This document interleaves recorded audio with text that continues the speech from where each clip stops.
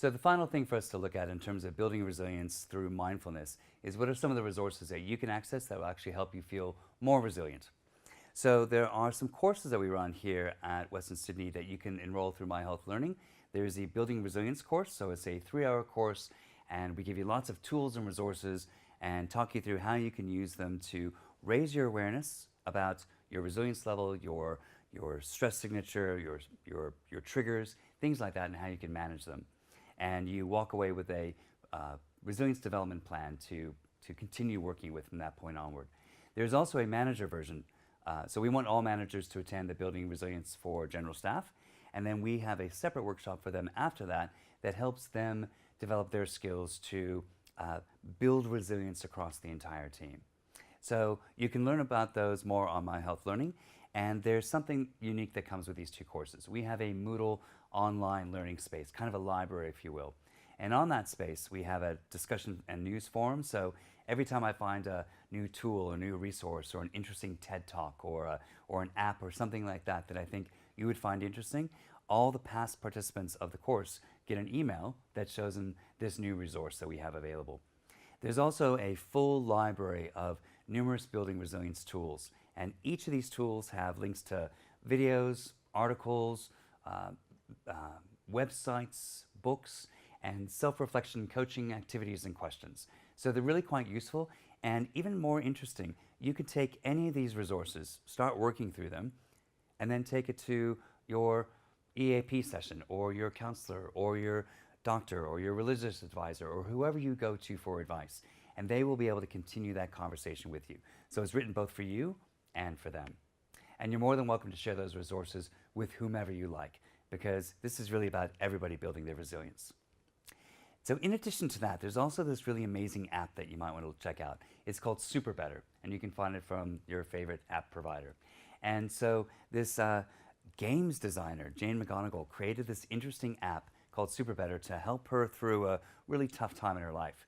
So she used game technology to create this system where you could go in and build up your strengths and use a bunch of tools to help you get there and do these little power-ups that kind of earn you points and badges along the way. You can go on a resilience quest, and you can name what that quest is to make yourself stronger. They could be small quests or big quests. Along the way, you might encounter some bad guys that you need to battle. So sitting in your chair too long, or some negative self-talk, and how you're going to battle those bad guys. And also how you find allies along the way. So co-resilience warriors to help you along.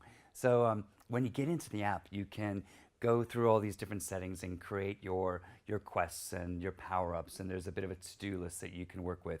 And as you continue to work through these to-do list items, and I'm using this every day now, then I start building up these points on my resilience in terms of my physical resilience, my mental resilience, my social resilience, my physical resilience, whatever it might be. And so it's a really fun way of kind of tracking the progress that I'm making. Now, in addition to that, though, I think it's important to recognize that sometimes we have those moments where something kind of minor happens, and we just go, why me? And we completely over-dramatize it because, you know, that was just kind of our breaking point for the day. We all have them, and it's completely okay to have them. But what do we do in those moments that just seems bigger than we can deal with at any given time? Well, that's when we need to actually ask somebody, hey, can you help me? And so here are a number of resources that you can contact that would help you when you really need it. So at Western Sydney, we use Access EAP, so you have the details there. And it's a really fantastic service because it's free, it's confidential, you can kind of call anytime you want to. We never know about it at the organization. We just buy a block of hours and you use them. And so nobody ever finds out that you've gone to speak with them. We just kind of track how many hours people have had because you get 4 free sessions per year. So, and that goes for you and for your family. And if you ever did need more, you could just go to your HR business partner and say, hey, I'm going through something in particular. Could I have some more EAP sessions? And we'll sort that out for you. You can also download the EAP app. So just go to your favorite app provider and download Access EAP. And there's meditation activities and different useful resources on the app that you can access. And if you're a manager, there's also a manager hotline, and it's unlimited. You can call them as many times as you want. And particularly if you're a manager who's trying to build the resilience in your team, it's it's a really great resource that you have constantly available to you, and it doesn't eat into your own private EAP sessions. It's completely on the side of that. Now, in addition to that, there are so many other websites that you could go and resources that can help you. So there's the Are You OK website, and that's all about how we have those more meaningful conversations and checking in on each other just to make sure people are okay, and spending a bit of time with them, because you never know. Something as simple as having a conversation might actually just save somebody's life. There's also Lifeline. If you are struggling and you need somebody to speak with, call Lifeline. It doesn't have to be a suicide thing. It could just be, I'm having a really rough moment. Call them. That's what they're there for. And they have some fantastic counselors and support people on those services. Similarly, Beyond Blue. Amazing resources, amazing helpline, and so many useful activities and resources on their website. It's really worth checking out. Same with Black Dog Institute. I am constantly amazed at the new, interesting, useful, easy stuff to download that they have on their website. And also for young people, we have